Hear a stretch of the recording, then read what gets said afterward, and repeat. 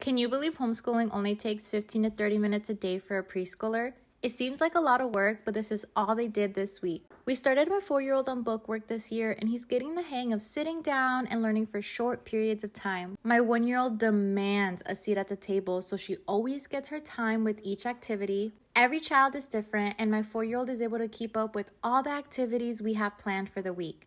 My kids have been thriving through singing and songs, so we created an interactive nursery rhyme book for them. He's able to grasp everything I throw at him, and at times he asks for more, but I do force breaks and lots of play during the day with his little sister. They see learning as fun because we're always laughing and including their toys. It's definitely our learning style and they're thriving. I do combine lots of curriculum, which is why you see many activities laid out ready to use. Some activities we repeat twice a week and some activities we work on daily. I do adjust or add activities depending on what they need help with. I am not looking for mastery at this age. An introduction to topics and repetition seems to be getting the job done just right. We like to pull things from each curriculum to fit their learning needs and allow any time during the day to be an opportunity for learning. I do wonder if I'm introducing too much, but they show me they want to complete an activity and always have silly fun doing it.